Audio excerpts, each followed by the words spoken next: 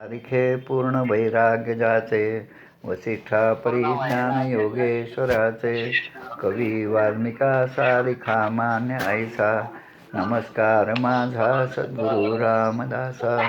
श्रीराम मला वाटते अंतरी त्वा वसावे, तुझ्या दासबोधासी त्वा बोध व्हावे, अपत्या परिपाववी प्रेम ग्रासा, महाराज या सद्गुरु रामदासा. जय जय रघुवीर समर्थ.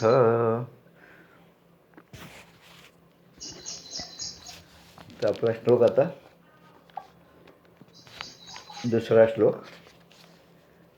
संगत सत्सु विधीयतां भगवतो भक्तिर्दृढाधीयतां, शांत्यादि परिचयतां दृढतरं कर्माश संत्यज्यतां, सद्विद्यानुपसेव्यतां अनुदिनं तत्पादुकासेव्यतां, ब्रह्मैकाक्षरमर्थतां श्रुतिशिरोर वाक्यं समाकर्ण्यतां. त्याच्यामधला आपला शांत्यादि परिचयतां याचा विचार करायचा आपल्याला. म्हणजे शांती आधी ही जी संपत्ती आहे ती प्राप्त करावी, आणि ती करण्यासाठी म्हणजे शम दम उपरती तितिक्षा श्रद्धा समाधान ही जर षटक संपत्ती, ही 6 संपत्ती जर आपल्याजवळ असली तर निश्चितपणे आपल्या अंतःकरणाची शुद्धी होते. आणि म्हणून साधकांनी अभ्यासपूर्वक आधी अंतःकरणाची शुद्धी करून घ्यावी, आणि मग ही जी शांती आहे मनाची, ती शांती त्याला आपोआप प्राप्त होईल. म्हणजे चित्त जर आपलं शुद्ध नसेल तर अशांतस्य कुतः सुखम, अशांत असेल माणसाचं मन चित्त, तर त्याला सुख काही प्राप्त होणार नाही. म्हणून शांती असणं फार महत्त्वाचं आहे. आपला स्थायी भाव जो आहे तो शांतीचा पाहिजे. म्हणून शांती ब्रह्म एकनाथ महाराज यवनाचं जे उदाहरण देतात त्याप्रमाणे, म्हणजे कितीही जरी कोणी कितीही अवहेलना केली तरी आपलं मन कुठेही प्रक्षुब्ध न होता, दुसरा आपल्यावर काही रागायला आला तर आपण तेवढ्या शांततेने जर सहन केलं तर त्याचा राग आपोआप कमी होतो. कारण तो पुष्कळ प्रयत्न करतो, पण त्याला वाटतं की आता मी एवढं प्रयत्न करून हा माणूस तसाच बसला शांततेने. म्हणजे काहीतरी आपलं चुकलं किंवा आपण काहीतरी म्हणजे आपली काही स्ट्रॅटेजी आहे ती चुकली असं त्याच्या मनात येतं, आणि मनात आल्याबरोबर मग त्याचा जरा जोर असतो ना, तो जोर कमी होतो, आणि तो जोर कमी झाला म्हणजेच तो आपला जय आहे. पण त्याच्या रागवण्यात आपणही रागवत बसलो तर मग त्याच्या प्रवाहात आपण वाहिल्यासारखं होतं. म्हणजे दुसऱ्याच्या रागद्वेषाच्या प्रवाहात आपण न वाहता आपण आपल्या शांत स्वरूपाने वाहत राहणे, त्याप्रमाणे हे साधकाची दशा पाहिजे माणसाची. आणि म्हणून शांत्यादि परिचयतां याचा विचार आपल्याला करायचा. आता शांतीची व्याख्या काय आहे, ती व्याख्या करतात आंतर इंद्रिय निग्रह. आंतर इंद्रिय निग्रह इति शांती. म्हणजे शांती 2 प्रकारची आहे. एक बाह्य शांती आहे आणि आंतरशांती, आंतर इंद्रिय निग्रह. जसं माणूस आता खूप स्वस्थ बसलेला आहे, शांततेने बसलेला आहे, कुठलंही कार्य करत नाही, हे आपल्याला त्याच्या बाहेरच्या लक्षणाने दिसतं. पण म्हणजे बाहेरच्या लक्षण तो काही उद्योग करत नाही, एका ठिकाणी स्वस्थ बसला आहे, डोळे मिटून बसला आहे, इथपर्यंत सगळं ठीक आहे, म्हणजे त्याच्याने आपण आकृष्ट होतो. पण आंतर इंद्रिय निग्रह त्याचा झाला की नाही हे आपल्याला समजत नाही. किंवा आपल्या स्वतःच्या बाबतीत जरी म्हटलं तरी आपण डोळे मिटून खूप बसलो, आता एक 10 मिनटं आपण शांत बसूया, पण आंतर इंद्रिय जे आहेत त्याचा निग्रह झालेला नसतो. आणि म्हणून नेमकं अशा वेळेस, कारण डोळे मिटलेले आहेत त्यामुळे दृश्याचं व्यवधान नाही, लक्ष त्या उपासनेवर केंद्रित करायचा याचा प्रयत्न आहे आपला, हे पण झालेलं आहे, पण तरी पण अंतर्मनाने आपण तसे निग्रह झालेला नाही. म्हणून मनामध्ये अनेक प्रकारचे विचार येत राहतात, आणि म्हणून अंतःकरणाच्या शुद्धीसाठी आपल्याला ही षटसंपत्ती जी आहे ती आपल्याला मिळवली पाहिजे. म्हणून मुळामध्ये अंतःकरण जे आहे की रागद्वेषयुक्त कामक्रोधा विकार असणारं असं जर दूषित असेल तर अशा ठिकाणी, ज्या ठिकाणी मूल आणि विक्षेप आहे अंतःकरणामध्ये, तर त्या ठिकाणी हे आत्मज्ञान जे आहे ते स्थिर होणार नाही. आत्मज्ञान प्राप्त होईल पण ते डळमळीत राहील. म्हणजे कसं की अध्यात्माचे अगदी वरच्या लेवलचे जेवढे आपण ऐकत जातो, वाचन करतो वगैरे, त्याच्याने आपल्याला ते वाचनापर्यंत समाधी मिळते, म्हणजे समाधान मिळतं. पण ते संपलं आणि पुन्हा 2-4 दिवसांनी 2 महिन्यांनी काही विचारलं तर फक्त तेवढंच लक्षात राहतं की आपण ते साधना चतुष्टयाबद्दल आपण वाचन केलेलं आहे, साधना पंचकमचा आपला अभ्यास झाला आहे. तर तो साधना पंचकम शब्द लक्षात राहतो आणि अभ्यास झाला आहे हे लक्षात राहतं. पण त्या अभ्यासाची निष्पत्ती काय झाली आहे हे आपल्याला सांगता येत नाही. कारण मनाची शुद्धता जी आहे अंतःकरणाची ती झालेली नसते. त्यामुळे शम, दम, तितिक्षा हे जे साधन चतुष्ट आहे त्याच्याबद्दल माणसाने आधी विचार करावा साधकाने.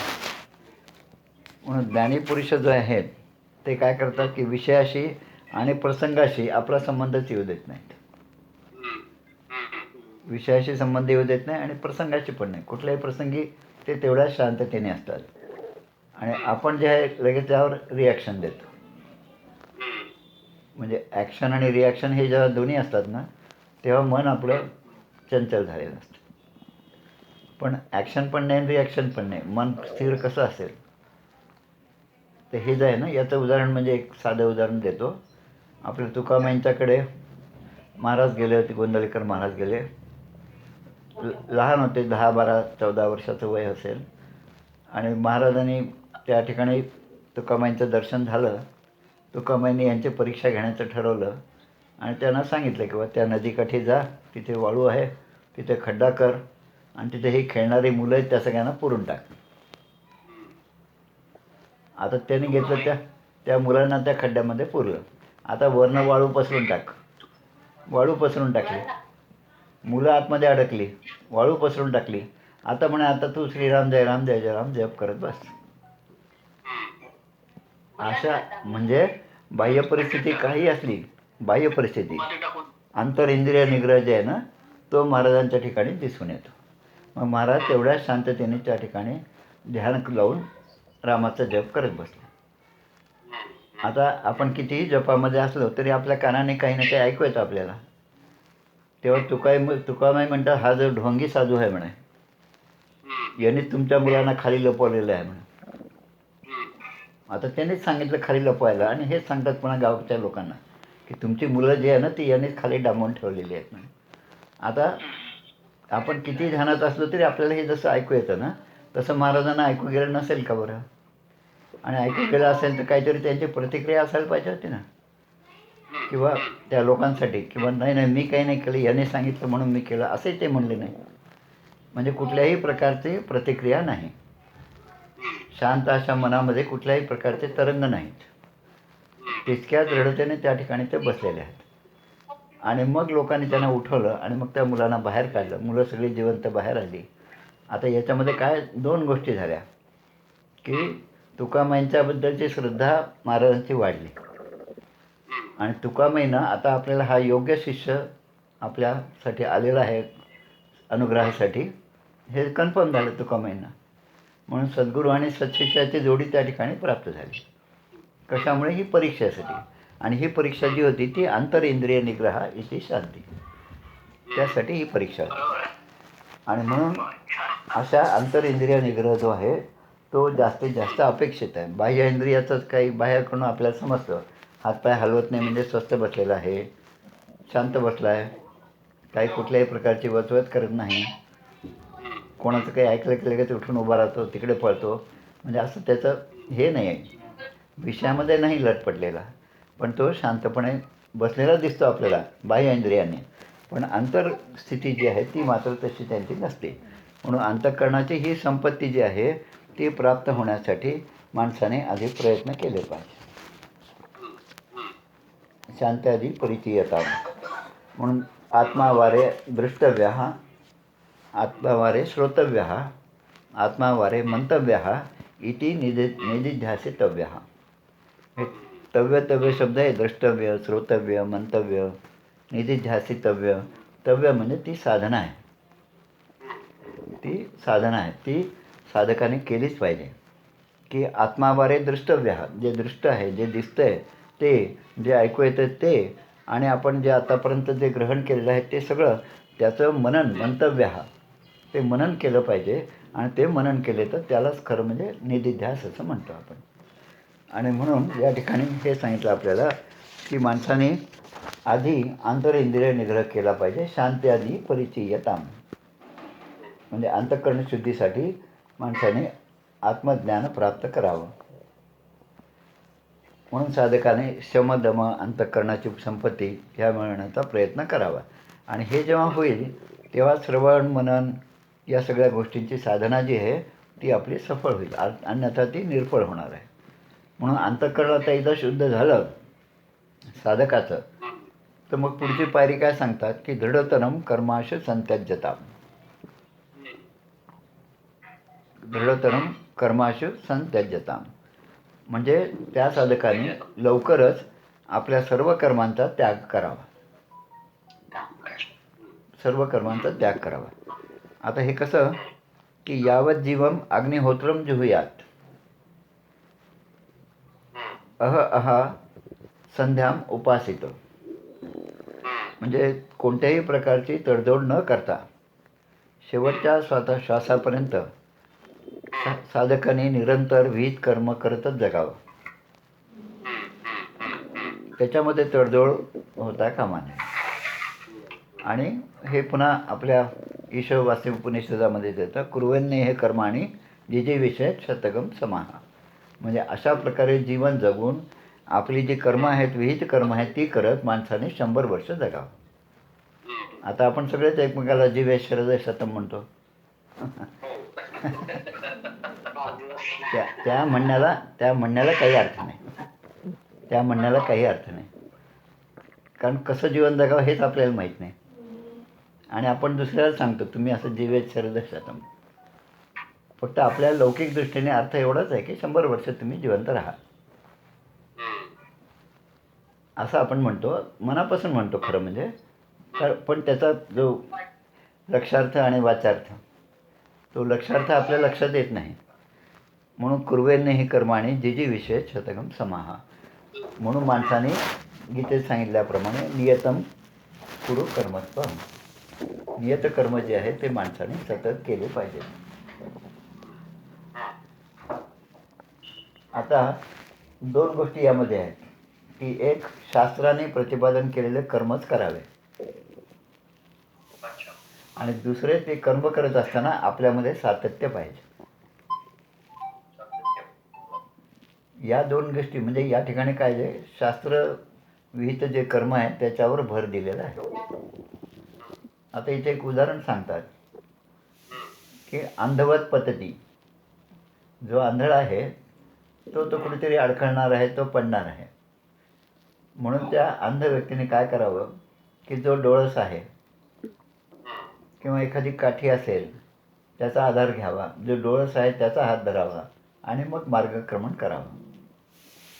अंधवत पतती म्हणजे प्रत्यक्ष स्वतःच्या अधपतनाला, नाशाला आपणच कारणीभूत होतो. आणि म्हणून तसं न होता आपण कोणाचा तरी हात धरला पाहिजे, कोणाच्या तरी आश्रयाला गेलं पाहिजे.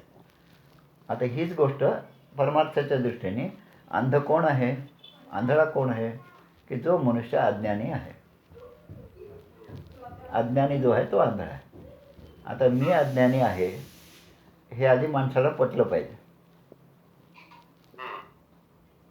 आपण आपल्याला अज्ञानी म्हणतच नाही, कारण 2-4 डिग्र्या आहेत. ऑफिसमध्ये मी गेले की सगळे उठून उभं राहत होते, म्हणजे याच्यातच ज्याला आनंद आहे तर तो अज्ञानीच आहे. याच्या पलीकडे काहीतरी भगवंताचं अस्तित्व आहे हे त्याला समजलंच नाही आयुष्यभर. त्यालाच आपण बद्ध म्हणतो, बद्ध. आणि मग कुठेतरी ती मुमुक्षत्वाची भावना मनामध्ये निर्माण झाली पाहिजे. आणि ती निर्माण होण्यासाठी कुठेतरी शास्त्राचा आधार माणसाने घ्यावा. तस्मात शास्त्रम प्रमाणंते कार्याकार्य व्यवस्थित हो. म्हणून जन्मजन्मांतर कित्येक जन्मापासून माणसाने या कर्माचा त्याग अजिबात करू नये. आणि म्हणून गीतेमध्येच म्हटलेलं न कश्चित क्षणमपि जातु तिष्ठत्य कर्मकृत, म्हणजे एक क्षणही कर्माशिवाय वाया घालवू नये. बरोबर आहे. आता ही कर्माची पार्श्वभूमी झाली ही कर्म करण्यासाठी. आता व्यवहारात आपण पाहतो की प्रत्येक माणसाच्या ठिकाणी प्रत्येकाच्या जीवनात काहीतरी कार्यकारण परत्वे कर्मयोगाची प्रवृत्ती दिसून येते. आणि कितीही कर्म केले तरी माणसाला नैराश्य येतं, हे सुद्धा त्याला अनुभव येतो. चारी बाजूनी माझ्यावरच संकट येतात हे सुद्धा दिसतं. आपली इच्छा असो किंवा नसो, पण आपला अपेक्षाभंग झालेला असतो त्या कर्मामधून. पण तरी पण त्या कर्मामधून बाहेर येण्याची धडपड तो काही करत नाही. त्यामुळे त्या कर्माद्वारे प्राप्त होणारं सुख आणि समाधान जे आहे ना, ते तर त्याला मिळतच नाही, पण सतत त्याला दुःख आणि यातनाच मिळतात. आणि मग याच्यासाठी त्याला काय वाटतं की आपण काय करावं याच्यासाठी? काही कर्मच करू नये. कर्म न करणे म्हणजे पूर्णपणे त्याचा त्याग झाला असं त्याला वाटतं. आता हा कर्माचा त्याग जो आहे तो आत्तापर्यंत त्याला जे वैफल्य झालेलं आहे, निराशा झालेली आहे जीवनामध्ये, त्याच्यामुळे त्याने हा कर्माचा त्याग केलेला आहे. पण तो खरा कर्माचा त्याग नाही. आणि म्हणून पुढे सांगतात की माणसाच्या मनामध्ये ती आत्मजिज्ञासा निर्माण झाली पाहिजे. मुमुक्षत्व, आत्मजिज्ञासा ती निर्माण व्हावी. आणि ती निर्माण झाल्यावर मग त्याच्यासाठी मार्गाचा शोध माणसाने घेतला.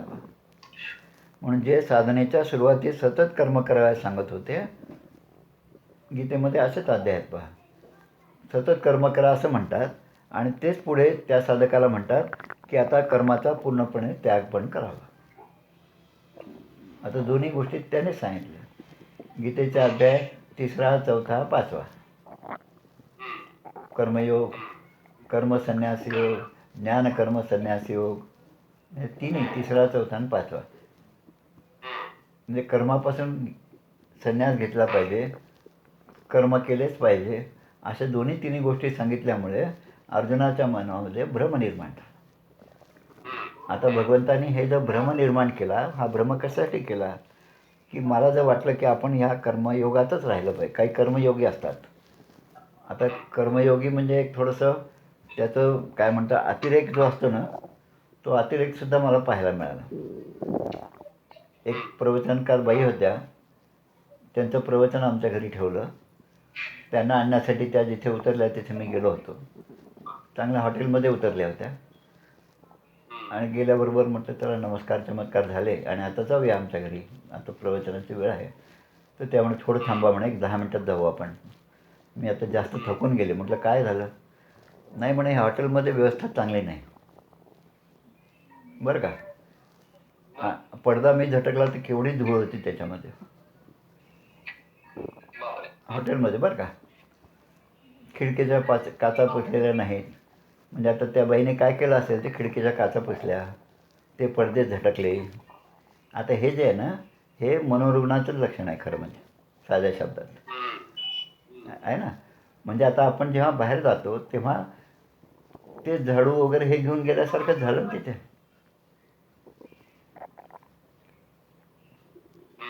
नाही का. आणि म्हणून माणसाने सतत कर्म, हे कर्म जे आहे ते कर्म आपल्याला पुन्हा जन्मासाठी घालणारं कर्म आहे. पण आत्मज्ञानाची उपासना त्यामध्ये नाही. आणि म्हणून यत अहरेव विरजेत, यत अहरेव प्रव्रजेत.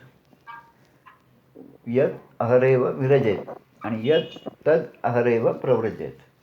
म्हणजे ज्या क्षणी माझ्या मनामध्ये वैराग्य निर्माण होईल, ज्या क्षणी मला असं वाटेल की मी जेवढं म्हणून गोळा केलेलं आहे ते काही कामाचं नाही असं मला ज्या क्षणी वाटेल, त्या क्षणी मला त्या कर्मांचा त्याग केला पाहिजे आणि संन्यास घेतला पाहिजे. आता संन्यास हा विधिवत संन्यास वेगळा आणि संसारात राहून घेतलेला संन्यास पण आहेच. समर्थ त्याला म्हणतात विदेहीपणे मुक्तिभोगीच जावे. विदेहीपणे मुक्तिभोगीच जावे म्हणजे देहामध्ये असून सुद्धा विधेयीपणे माणूस मुक्ती भोगू शकतो. याचं सगळ्यात चांगलं उदाहरण म्हणजे राजा जनकाचं, जनक राजा. आणि म्हणून संन्यास म्हणजे कर्मत्याग करून शास्त्राचे श्रवण मनन निधिध्यास या गोष्टी माणसाने कराव्यात. आता नित्यकर्म जे आहे ते सातत्याने निष्ठापूर्वक आपण जर केलं तर काय होईल, तर आपलं अंतःकरण शुद्ध होईल. आणि एकदा अंतःकरण शुद्ध झालं की विवेक आणि वैराग्य यांच्या योगाने, म्हणजे आपल्या अंगी बांधलेला विवेक आणि वैराग्य दोन गोष्टी आहेत. विवेक चांगलं वाईट याचा निवाडा. विवेक म्हणजे दिलेल्या वेळात प्रवचन पूर्ण करणे. एक तास दिला, 1.5 तास बोलत बसलो, कितीही चांगलं बोललं तरी त्याच्यावर विवेक नाही. कारण विवेकामध्ये मर्यादा आहे आणि अविवेक हे मर्यादाचं काही जाणतच नाही मर्यादा. म्हणून विवेकाचे फळते सुख, अविवेकाचे फळते दुःख. तर तो विवेक आपल्याजवळ आला पाहिजे. आणि मग वैराग्य. आता वैराग्य म्हणजे काय, की जे जे आहे माझ्याजवळ, मी आणि माझे हे जे आहे याच्याने माणूस आसक्त झालेला आहे.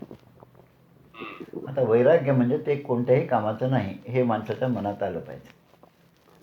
साधनेची ही पूर्ण एका दृष्टीने तयारीच आहे प्रत्येक गोष्टीची.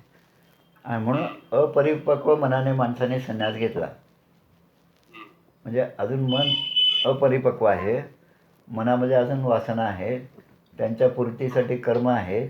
हे सगळं असताना आपण जर भस्म लावून संन्यासासारखे राहू लागलो तर पुढे केव्हा तरी तो भानगडीमध्ये अडकणारच आहे प्रपंचाच्या. तर तो संन्यास जे आहे की पुढे त्याच्या ठिकाणी नैराश्य येईल. म्हणून आपला साधक जो आहे तो सगळ्या कसोट्यातून तावून सुलाखून निघाला पाहिजे. सोनं जेवढं आहे, जेवढं आपण त्या ह्याच्यात घालतो, जेवढं गरम करतो तेवढं त्याचा मळ जो आहे तो सुटत जातो आणि ते शुद्ध सोनं होतं. म्हणून कितीही नैराश्य, कितीही धकाधकीचे प्रसंग आले तरी साधकाने शांत चित्ताने ते सहन केले पाहिजे. त्यामधली आपली शांतता दृढ असली पाहिजे. नेहमी हसत राहायला पाहिजे. जे काही प्राप्त झालं ते आपण म्हणजे आनंदाने स्वीकार केला पाहिजे. म्हणून ही साधकाची वृत्ती जी आहे ती आपण आत्मसात केली पाहिजे. कारण हे जे अडथळे येतात ना, ते अडथळे म्हणजे साधकाची एका दृष्टीने परीक्षा असतात. आणि जे साधक आहेत त्यांना ह्या परीक्षा देण्याची वेळ नेहमी येते. कारण त्यातूनच तो चांगला साधक तयार होतो.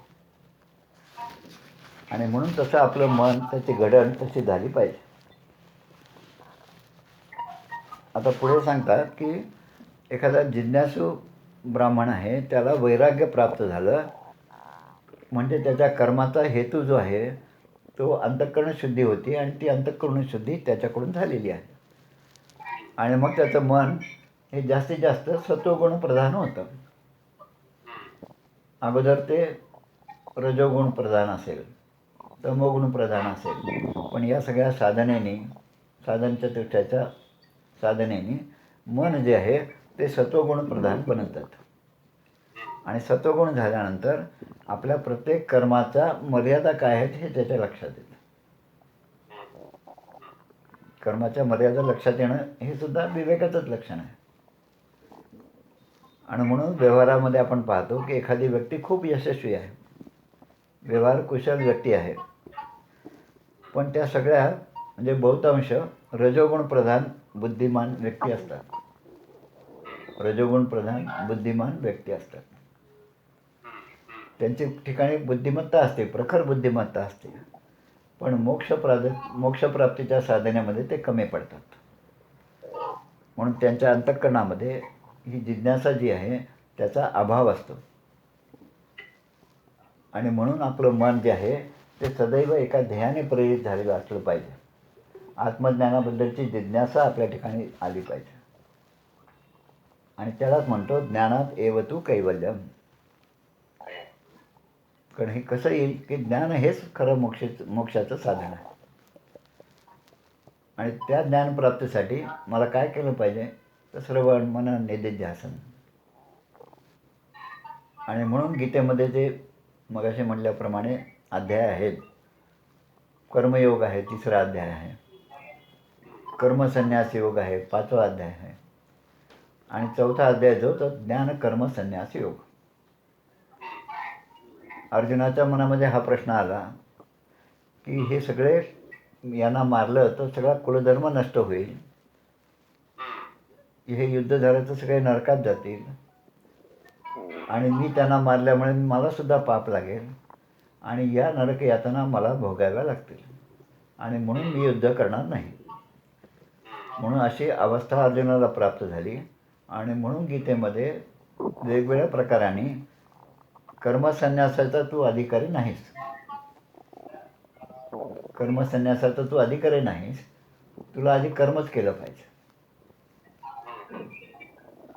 आता साधी गोष्ट, आपण रोज स्नान संध्या जप केलं पाहिजे. आता हे संध्या जप कुठपर्यंत आहे? जोपर्यंत माणूस संन्यास घेत नाही. एकदा संन्यासाश्रमामध्ये गेलं की मग या गोष्टी गळून पडतात. जसं ते रॉकेट लॉन्चर असतं ना, यान पाठवतात वर, त्या एका यानाला पूर्ण मधली जी बॉडी आहे त्याच्या भोवती अजून 3-4 काहीतरी असतात पार्ट. एक ठराविक अंतर गेलं की त्याच्यातला एक भाग गळून पडतो. पुढे त्या वातावरणामध्ये प्रवेश केला की दुसरा भाग गळून पडतो आणि जेव्हा तो पूर्ण त्या अंतरिक्षामध्ये जातो तेव्हा त्याच्या भोवती असलेले हे सगळे उपाधी, जे आपण उपाधी म्हणून त्याला, तर या सगळ्या गोष्टी गळून पडतात आणि मग शुद्ध चैतन्य जे आहे त्याच्याकडे त्याचा मार्गक्रमण तो करतो. तसं या ठिकाणी अर्जुनाला सांगितलं की उत्तिष्ठ परंतप युद्धाय कृतनिश्चय. कारण तुला कर्मसन्यास नाही, कर्मापासून तू पळून जाऊ शकत नाही, कर्म तुला केलेच पाहिजे आणि म्हणून कर्मासाठी प्रवृत्त करण्यासाठी हा गीतेचा पूर्ण उपदेश आहे. नाही तर अर्जुनामध्ये सगळी शक्ती होती, सगळं होतं आणि म्हणून गीतेमधला तो श्लोक त्याने घेतला आहे, दशक आपलं समास अध्याय 5वा आणि श्लोक 6वा गीतेमधला. संन्यासस्य महाबाहो दुःखम आप्तुम अयोगतः योगयुक्तो मुनिर्ब्रह्म न चिरेणाधी गच्छति. म्हणून कर्मयोगाने जगणे हेच तुला आता क्रमप्राप्त आहे. कर्म करणे हे तुझा आता स्वधर्म आहे. आणि वर करणे जरी तू संन्यास घेतला, तू म्हणतोस की मी हे सोडून दिले भिक्षा मागेल, पण त्याच्यामध्ये तुझं एक क्षणही तुझं मन हे एकाग्र होणार नाही. अनायासेने हे युद्ध तुला प्राप्त झाले आहे. अनायासेने युद्धामध्ये तुला हा कर्मयोग करण्याचा एक म्हणजे काय म्हणतात एक अवसर मिळालेला आहे. पण तुझ्या ठिकाणी हे जर तू सोडलं तर तुझ्या ठिकाणी साधन चतुष्ट संपत्ती नाही आणि म्हणून आता तुला कर्माचा त्याग करणं बरोबर नाही, कर्म केलंच पाहिजे. म्हणून साधन चतुष्ट जे आहे, साधन चतुष्ट म्हणजे नित्यानित्य विवेक, वैराग्य, षटसंपत्ती आणि मुमुक्षत्व, या 4 गोष्टी म्हणजे साधन चतुष्ट. नित्यानित्य वस्तूचा विवेक, वैराग्य, षटसंपत्ती आणि मुमुक्षत्व. नित्यानित्य वस्तू विवेक, घरामध्ये आपण एक प्रोग्राम करतो. 2 ऑक्टोबर म्हणजे गांधी जयंती, म्हणजे कसं स्वच्छता अभियान. घरामध्ये आपण दर महिन्यात एखाद्या दिवशी रविवारी एक कार्यक्रम ठरवतो की आता जे काय आपल्याला उपयोगी नाही ते सगळं आधी फेकून द्यायचं. म्हणून जे आपल्या नजरेत आलं, जे आपल्या कामाचं नाही ते आधी फेकण्याची सुरुवात करतो माणूस. असं होत होत बराच कचरा कमी होतो. मग पुढेही माणसाच्या लक्षात येतं की अरे एवढे मासिकं वगैरे मी गोळा करून ठेवले, याचाही काही उपयोग नाही, आता ही मासिकंसुद्धा कोणाला तरी देऊन टाकावी. असं होत होत एक एक गोष्टी आपण देत जातो. म्हणजे नित्य आणि अनित्य या वस्तूंबद्दलचा विवेक माणसाच्या ठिकाणी जागृत होतो आणि हे सगळं देऊन टाकल्यावर मग लक्षात येतं की आपण उगीचच एवढं गोळा करून ठेवलं होतं.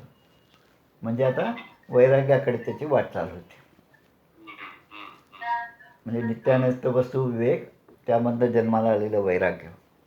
आता या 2 गोष्टी झाल्या की षटसंपत्ती, शम दम तितिक्षा उपरती श्रद्धा आणि समाधान, हे आपण काल थोडंसं पाहिलं याच्यामध्ये पहिल्या दिवशी.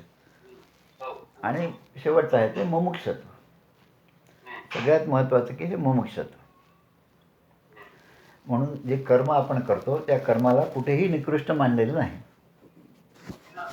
कुठे निकृष्ट मानलेलंच आहे. स्वामी विवेकानंद असं म्हणतात की जो घोडा, ती बग्गी चालवणारा जो असतो घोडा चालवणारा, की त्याचं ते चालवणंसुद्धा फार महत्त्वाचं अंग आहे. साधे 3 पायाची सायकल रिक्षा जी आहे ना, अकोल्यात पुष्कळ आहेत पण त्या रिक्षा. त्या रिक्षाच्या सीटवर बसून पहा आणि 2-4 पायरी मारून पहा आणि मग आपल्या लक्षात येतं की अरे हे सुद्धा काम काही सोपं नाही. सोपं नाही. आपल्याला असं वाटतं तो निकृष्ट दर्जाचं काम करत आहे आणि मी मोठा आहे असं आपल्या मनामध्ये येतं. पण कुठलंही कर्म हे सोपं नाही तसं पाहिलं. म्हणून महात्मा गांधीचं एक वाक्य आहे, we do not want extraordinary persons to do extraordinary work. We do not want extraordinary persons to do extraordinary work. But we want ordinary persons to do ordinary work extraordinarily. आलं लक्षात? म्हणजे फार काही मोठं काम करण्यासाठी फार बुद्धिमान माणसाची मला गरज नाही म्हणे. पण लहानात लहान काम ते सुद्धा मनापासून जो करेल आणि उत्कृष्ट रीतीने करेल अशा माणसाची आपल्याला गरज आहे. आणि मग त्याला म्हणतात गीतेमध्ये सर्वम कर्माखिलम पार्थ ज्ञाने परिसमाप्यते. म्हणून अंतःकरण शुद्धीचं खरं साधन जे आहे ते हेच आहे की कर्मातूनच ईषणत्रया म्हणजे वित्तेषणा दरेषणा या ज्या ईषणा आहेत त्यांच्यापासून माणूस संन्यास घेऊ शकतो आणि त्या अवस्थेपर्यंत साधक पोचू शकतो. आता पुढचं जे आहे म्हणजे 12 झाले मला वाटतं, 13. आता 13वा सद्विज्ञान उपसृप्यता. आता याच्यामध्ये की आत्मतत्व जाणण्यासाठी साधकांनी विद्वान अशा आचार्यांना आपलंसं करावं. म्हणजेच सद्गुरूंचा शोध घ्यावा, सद्गुरूंच्या जवळ जावं आणि अनन्य भावाने त्यांना शरण जावं. आता हे सगळं केव्हा होईल? जेव्हा ही षटसंपत्ती माझ्याजवळ असेल, विवेक वैराग्य माझ्याजवळ असेल, अनित्य वस्तू काय नित्य काय ह्याचं निवाडा मी करता येईल मला. असं झाल्यावर जेव्हा ते आपल्याला सांगतील तेव्हा ते आपल्याला लगेच प्रचितीला येईल. म्हणून ज्ञानेश्वर महाराज म्हणतात, जे खळांची व्यंकटी सांगडो तया सत्कर्मी रती वाढो. म्हणजे मनातली दुष्टता गेली नाही तर माणसामध्ये सत्कर्माकडे रती होणारच नाही. म्हणून हे दुष्टत्व आधी जावं आणि मग सत्कर्मी रती वाढो. आणि भूता परस्परे जोडो मैत्र जीवांचं. हे जे मैत्र आहे परस्परांमधलं मैत्रभाव जो आहे तो तेव्हाच येणार आहे आणि मग जो जे मानसिलं तो ते लाहो. आता मनातला दुष्ट भाव गेला, सद्भाव मनामध्ये आला आणि मग मनामध्ये जे ज्या ज्या इच्छा होतील त्या त्या इच्छा त्या सगळ्यांना प्राप्त होत. किंवा या आधीच्या गोष्टी झाल्यावर. तसं या ठिकाणी सद्विद्या अनुपसृप्यता म्हणजे त्या साधू पुरुषांना शरण जाण्यापूर्वी माझी ही सगळी तयारी मागच्या 12 गुण जे सांगितले त्यांची तयारी झालेली असली पाहिजे. म्हणून आचार्यवान पुरुषो वेदः. आत्मतत्व जाणण्यासाठी श्रोत्रिय आणि ब्रह्मनिष्ठ अशा गुरूंकडे मी गेलं पाहिजे. हेच मुंडकोपनिषदामध्ये सांगितलेलं आहे. तर ते म्हणतात अशा गुरूंकडे जाताना त्या साधकांनी त्या शिष्याने आपल्याबरोबर वाळलेल्या समिधा घेऊन जाव्यात. वाळलेल्या समिधा. आता वाळलेल्या समिधा हे महत्त्वाचं आहे. म्हणजे ओली लाकडं नेली आणि त्या यज्ञामध्ये टाकली तर धूरच जास्त होणार आहे, अग्नी प्रज्वलित होणार नाही, अग्नी विझून जाईल. वाळलेल्या समिधा. आणि म्हणून गुरूंची प्राप्ती झालेल्या साधकाला जिज्ञासूला ते आत्मतत्व जाणता येते. अन्य कोणालाही ते ज्ञान होऊ शकत नाही. आणि म्हणून गीतेमध्ये जे म्हटलं आहे तद्विद्ये प्रणिपातेन परिप्रश्नेन सेवया उपदेक्षन्ते ते ज्ञानम ज्ञानिनः तत्त्वदर्शिनः. म्हणून सद्गुरूंना शरण जाऊन अत्यंत भक्तिभावाने त्यांची सेवा करणे, शुश्रूषा करणे, निष्कपट भावाने त्यांना प्रश्न विचारणे आणि आपल्या आत्मस्वरूपाचे ज्ञान त्यांच्याकडून प्राप्त करून घेणे. कारण तेच सत्पुरुष जे आहेत, ते सद्गुरू जे आहेत ते तुला आत्मज्ञान देणार आहेत. आता म्हणाल तुम्ही अशा आचार्यांकडे का जावं? हा एक प्रश्न आहे. दुसऱ्याकडे गेल्यावर होणार नाही का? पण ज्याला पोहताच येत नाही तो मला पहिलं तीरावर कसं नेणार आहे? जो स्वतःच बुडालेला आहे. तर तो मला तारून नेणार शक्यच नाही. पण जो बुडालेला नाही, भोवती सगळा चिखल असला तरी तो बुडालेला नाही, त्याच्या अंगाला काहीच चिखल लागलेला नाही, तो निर्लिप्त आहे, तो असंग आहे, तोच मला पलीकडे घेऊन जाऊ शकणार आहे. त्यामुळे कितीही जरी कोणी म्हटलं तरी अशा भोंदू गुरूंपासून दूर राहावं. आपण पाहिलं मावळकर सरांनी ते सांगितलं आपल्याला. हां, ज्याने स्वभाव बसावे. हां, म्हणून पंडितेनापि स्वातंत्र्येण पंडितेनापि स्वातंत्र्येण ब्रह्मान्वेषणं न कुर्यात. ब्रह्मान्वेषणं न कुर्यात म्हणजे मनुष्य कितीही व्यवहार कुशल असला, कितीही अनेक शास्त्रांमध्ये तो पारंगत असला, तरी स्वतःच्या बुद्धिबळावर तो ब्रह्मवस्तूपर्यंत पोहोचू शकत नाही. हे आपण लक्षात घ्यावं. आणि आपल्याला ब्रह्मवस्तूपर्यंत पोचायचं आहे म्हणून आपण अशा माणसाच्या मागे लागू नये, नाही का. नुसतं तुमचं सोनं द्या, मी त्यांना शुद्ध करतो, 1 ग्राम दिलं तर मी तुम्हाला 2 ग्राम करून देतो, असे म्हणणारे माणसंही आहेत. आणि त्यांना ते सोनं देणाऱ्या बायकासुद्धा आहेत. म्हणजे याचा दोष त्या बायकांमध्येच नाही, आपल्यामध्ये सुद्धा आहे. 1 रुपयाचं ते लॉटरीचं तिकीट आहे आणि ते घेतलं आणि आपल्याला बक्षीस लागलं तर 3 करोड मिळतील. आता हे जे आहे ना, ही जी मनामध्ये इच्छा होती ना, ही सुद्धा भगवंताची विभूती आहे, हे लक्षात घ्या. द्यूतम छलयताम अस्मि. विभूतीमध्ये द्यूतम छलयताम अस्मि म्हणजे ते जे कपटाने ते करतात, ते कपट त्याने काय केलं, कारण त्याच्यामध्ये त्यांना जय मिळवायचा. मग त्या द्यूतामध्ये सुद्धा जय मिळवण्याची जी इच्छा आहे ना, ती सुद्धा माझी विभूती आहे. आणि ती इच्छा असल्यामुळे माणूस कपटाने का होईना पण त्या जुगारामध्ये अडकतो. आता त्याच्यामध्ये विभूती वेगळी आहे, विभूती द्रष्टा आहे आणि जे कार्य चाललं त्याच्यामध्ये आपण अडकलेलो असतो. म्हणून भगवंत म्हणतात ती माझी विभूती हे लक्षात घ्या. तुम्ही कोणतेही कर्म केलं तर त्याच्या अंतिम जे आहे, सत्य जे आहे, ती माझी विभूती आहे की नाही आधी हे लक्षात घ्या आणि मग त्याप्रमाणे वाटचाल करा. प्रत्येक गोष्टीमध्ये काही चांगले गुण आहेत, चांगले वाईट गुण आहेत. पण जे गुण आपल्याला सत्वगुणाकडे घेऊन जातील त्या गुणांचा मी आश्रय केला पाहिजे. आणि म्हणून द्यूत हे वाईट आहे. परीक्षिती राजाला त्यांनी जे 4 जागा दिल्या कलीला, त्याच्यामध्ये हे सगळ्या गोष्टी आहेत पहा. आणि तो म्हणतो की हे तुम्ही आत्तापर्यंत हिंसा वगैरे जे सगळं सांगितलं सगळ्या वाईटच गोष्टी आहेत, पण एखादी तरी चांगली गोष्ट द्या. आणि म्हणून सुवर्ण याच्या ठिकाणी तू राहा. आता कोण म्हटलं हे परीक्षितीचं राजा. आणि परीक्षितीला त्या सुवर्णामुळेच तो सगळा हा धोका झाला आहे ना. आणि तोच तो मुकुट त्याने घातला, मुकुट घातल्यामुळे ते सगळं त्याची बुद्धी फिरली. आणि खरी भागवतातली जी ब्युटी आहे ती हीच आहे की ज्या तहान लागल्यामुळे तो सगळीकडे फिरत होता, तहान लागल्यामुळे, आणि म्हणून त्याच्याकडून अपराध झाला आणि त्याच्यामुळे तो शाप मिळाला. म्हणून 7 दिवसाच्या आत मृत्यूचा वरदा ते शाप मिळाला. आणि जेव्हा भागवत ऐकायला बसला तेव्हा ते त्यांना म्हणतात, शुकदेव म्हणतात की अरे सकाळपासून बसलास तू, इतका वेळ झाला, काही ना काही जेवण खाणं पाणी वगैरे पिऊन घे. तेव्हा परीक्षित राजा म्हणतो की त्या तहानेमुळे, त्या पोटातल्या भुकेमुळे मला हा शाप मिळाला ना, त्यामुळे आता त्यापासून मी दूर राहणार. हे याला नित्य वस्तूचा विवेक म्हणतात. म्हणजे अशी मनाची तयारी झाली तर तेव्हा आत्मज्ञान प्राप्त होणार आहे.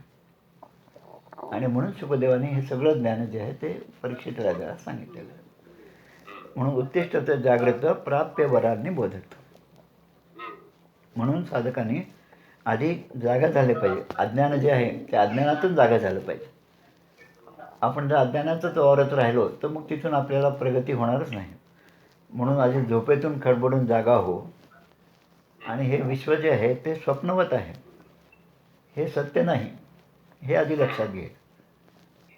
आणि स्वप्नामध्ये जो काही तुला भास झाला तो सगळा भासमान आहे, ही मोहिनी आहे माणसाला बोलवून टाकणारी. आणि पण नियती मात्र अशी आहे की ती आपल्याला अज्ञानाच्या झोपेतून बाहेर काढायला तयार नसते. आपल्याला ती साखर झोप चांगलीच वाटते. 4 वाजले, आता उठलं पाहिजे असं खूप रात्रभर वाटतं. पण ॲक्च्युली उठायची वेळ ते तेव्हा असं वाटतं नाही बा काय करायचं उठून नाही तरी करता येईल, नंतर करू. म्हणून जे आहे ते की सगळं विश्व कर्म त्याच्यामधले जे सुखदुःख या सगळ्यामध्येच माणूस गुरफटत जातो. आणि म्हणून संत आपल्याला सांगतात, कर जोडोनी विनोदितो तुम्हा, नका करू संसार श्रमा. त्या संसाराच्या यातायातीचा श्रम तुम्ही करू नका ही मी तुम्हाला विनंती करतो. कारण माणसाची कशी दुर्दशा होते हे माणूस स्वतः अनुभवतो, पण त्या अनुभवातून तो शिकत नाही, हेच त्याचं वाईट आहे.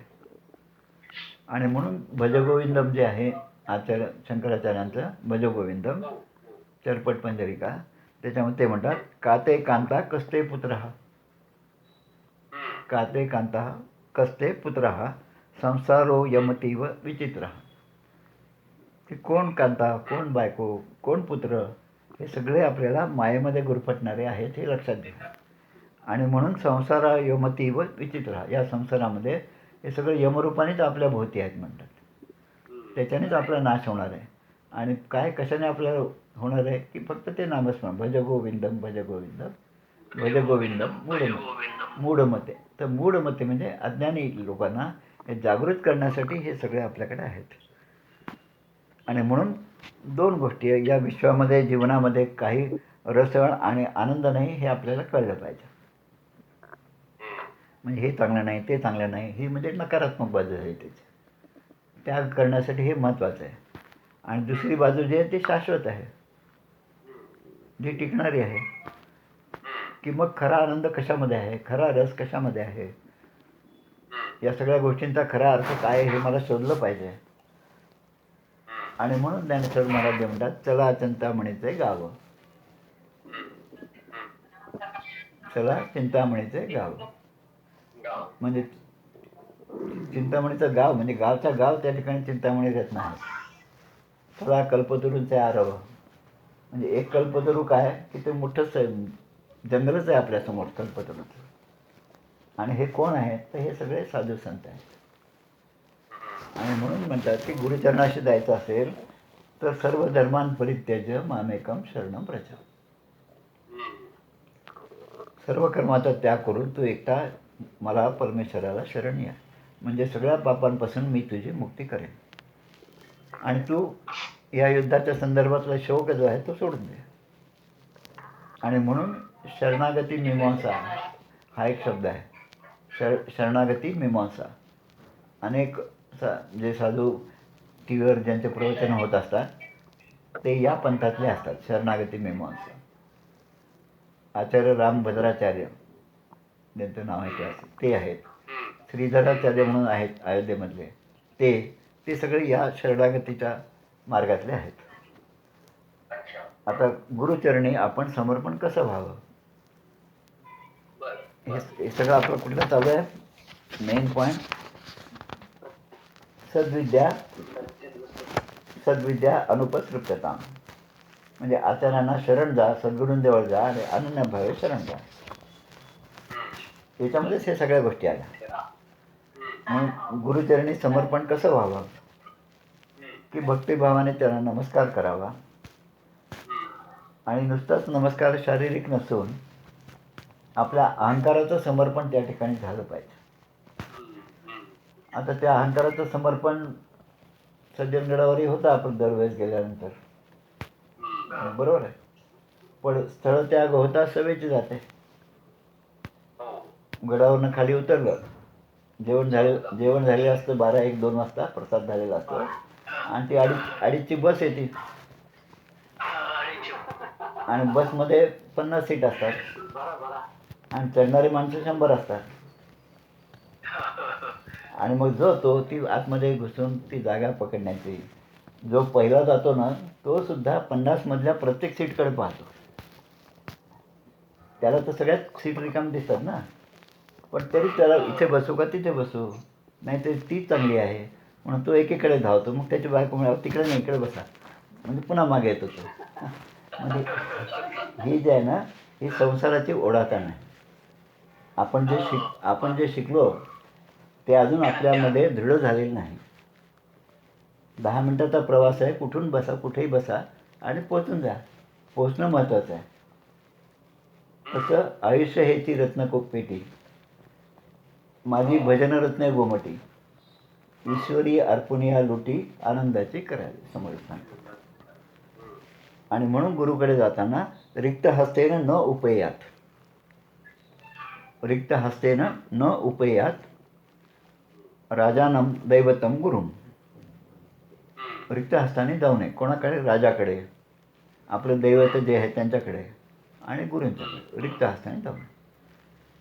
आता आजच्या संदर्भामध्ये रिक्त हस्ताने जाऊ नये म्हणजे कुठे गेले तरी ऑनलाईन पेमेंट वगैरे सगळीकडे असतं. त्यामुळे ते भीम ॲप, अमकं ॲप आपल्या मोबाईलमध्ये असावं, म्हणजे तिथे दान देण्यासाठी आपल्याला लगेच देता येईल. रिक्त हस्तेनं जाऊ नये म्हणजे ते सुद्धा याच्यामध्ये आलंच ना. पूर्वी काय असायचं की रोज आपल्याच घरात आपली आई जात असेल, मंदिरात जाते, मंदिरात जाताना एका लहानशा ग्लासमध्ये थोडीशी साखर घेते एका वाटीमध्ये, एका वाटीमध्ये तांदूळ घेईल आणि ते सगळे 4-5 गोष्टी घेऊन ती आई त्या ठिकाणी मंदिरात जाते. आपण पाहिलं. म्हणजे तिथे जाताना आपण रिक्त हस्ताने जाऊ नये, काही ना काही दिलं पाहिजे. आता माणसं याच्या उलट करतात. रिक्त हस्ताने जातात, जाऊ नये म्हणतात ना, पण जातात, पण येताना भरून आणतात. काय भरून आणतात? त्या मंदिराच्या आसपास असणाऱ्या तुळशी, तिथे असणारी फुलं, हे सगळं घेऊन येतो आपण, आहे ना. आणि म्हणून तिरुपतीला गेल्यावर तिथे प्रत्येक खोलीमध्ये एक बोर्ड लावलेला आहे, डूज अँड डोंट्स. म्हणजे साधकांनी तिथे राहिल्यावर काय करावं आणि काय करू नये. त्याच्यातला पहिलाच क्रमांक असा आहे की जेवढी म्हणून फुलं आहेत ही परमेश्वराला अर्पण करण्यासाठी आहेत आणि ती डोक्यात घालू नये म्हणून दुसऱ्या बाजूला.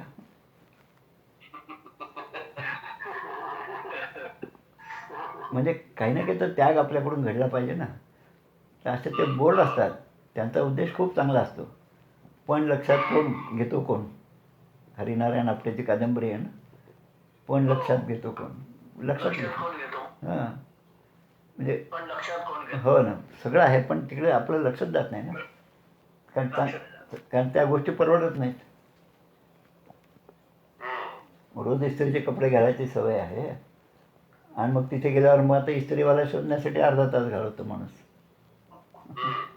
कारण ही सवय जी आहे ना, ही सवय म्हणजे व्यसन आहे. आणि म्हणून दासगणू महाराजांचे पुन्हा आलं ते कीर्तनासाठी जाताना त्यांनी जसे सगळे तयार होऊन गेले, ते म्हणतात काही नाही, फक्त धोतर नेस आणि अंगावर एक पंचा घे, बस हेच पाहिजे. आणि तिथे तू भगवंताचं गुणगान करणार आहे, तिथे काही शांतशोक करायला आपण जात नाही, हे लक्षात घेतलं पाहिजे. आणि म्हणून जाताना रिक्त हस्ताने जाऊ नये म्हणतात. आता शुष्क समिधा म्हणजे काय की आपल्या मनाची अवस्था. शुष्क समिधा म्हणजे मनाची अवस्था कशी पाहिजे? ती मनाची अवस्था म्हणजे वासना रहित पाहिजे आणि तृष्णा रहित पाहिजे. म्हणजे कुठलीही भूक, तहान या सगळ्या ज्या शारीरिक गोष्टी आहेत त्याचा त्याग माणसाने केला पाहिजे आणि वासनेचा त्याग केला पाहिजे. इंदोरला मागे मी होतो 2-2.5 वर्ष, तेव्हा एका संतांच्याकडे आम्ही गेलो होतो. आता 20-22 वर्षातच होतो, पण माझे गाईड जे होते PhDचे, त्यांना सगळ्या साधू संतांचा वगैरे परिचय असल्यामुळे ते नेहमीच जायचे कुठे ना कुठे. त्यांच्याबरोबर मी गेलो तर तिथले जे साधू होते त्यांच्यासमोर लाईन होती, लाईनीत जाऊन त्यांच्या पाया पडायचं आणि अशी त्यांची ख्याती होती की ते प्रत्येकाच्या मनातलं ओळखतात. म्हणून आता मी आधीपासून लाईनीत उभं राहिल्यावर ठरवलं की आपण मनात काहीच नाही ठेवायचं आणि काहीच मागायचं नाही, बरं का. आता म्हणून मी काय म्हणतो, जीवन जे आहे ना, सगळं जे आपलं जग आहे ना, ही सगळी मोठी प्रयोगशाळा आहे. त्याच्यामध्ये आपण सतत प्रयोग करत राहिला पाहिजे. मग अशा विचाराने मी त्यांच्यापर्यंत गेलो, पाया पडलो. पाया पडल्याबरोबर ते काय म्हणे, ये बेटा ज़्यादा हुशार है. म्हणजे पहिले से तय करके आया, मुझे कुछ मागना नाही. आता आता हे आपल्या मनातलं त्यांनी ओळखलं ना. आता असं जेव्हा आपल्याला दिसतं साधकाला, तेव्हा माणूस लगेच त्यांच्याकडे आकृष्ट होतो. अरे जे आपल्याकडे नाही ते यांच्याकडे आहे. आणि म्हणून त्या ठिकाणी गेल्यानंतर आपण काही मागू नये, पण त्यांचा अनुग्रह, त्यांचं काही जे देणं आहे आपल्याला, ते आपण प्राप्त झालेलं ते सगळं आनंदाने स्वीकारलं पाहिजे. आणि म्हणून साधकांच्या ठिकाणी ह्या समिधा ज्या आहेत साधकांनी, समिधा या प्रतिकात्मक आहे. मनाची अवस्था काय ते दाखवतात. म्हणून ऐहिक आहे किंवा पारलौकिक विषय वासनापासून माणसाने निवृत्त असावं. आणि ते निवृत्त होण्यासाठी त्या समिधा त्या ठिकाणी आपण अर्पण केलं पाहिजे. म्हणून गुरुभाव, अशा गुरूंना आपण जर शरण गेलो तर तेच गुरु आपल्याला त्यांचं गुरुत्व आपल्यामध्ये संक्रमित करतात. परीचा आपण ऐसे करेना, सुवर्ण लोह पालटेना, उपदेश करी बहुत जना, अंकित सद्गुण. तर अशा प्रकारे 12, 13, 2 झाले मला वाटतं, 12 आणि 13. आता पुढचं ते जोडूनच आहे 14. अनुदिनम तत्पादुका सेव्यतम. म्हणजे गुरूंच्या चरणापर्यंत आपण गेलो. मी जसं म्हणलं त्याप्रमाणे हे प्रत्येक एक जण साखळी आहे, ती एकात एक गुंतलेली आहे. म्हणून गुरुपर्यंत जा इथपर्यंत आज सांगितलं. आता उद्या पुढचं पाहू आपण. अनुदिनम तत्पादुका सेव्यतम. सेव्यताम. आणि त्याच्यानंतर 15वं काय, ब्रह्मैकाक्षर मत्यताम. 15 ब्रह्मैकाक्षर मत्यताम आणि श्रुतशिरोर वाक्यम समा करण्याताम. 14, 15 आणि 16 हे तिन्ही पुन्हा रिलेटेड आहेत एकमेकांमध्ये. एक एक पायरी वर वर चढत आहे आपण. त्या दृष्टीने आता हा उद्या आपण विचार करू. कुठला? अनुदिनम तत्पादुका सेव्यताम. हां, ठीक आहे, ठीक आहे, थांबूया मग आपण. हां, चला. जय जय रघुवीर समर्थ. जय जय रघुवीर समर्थ. जय जय रघुवीर समर्थ.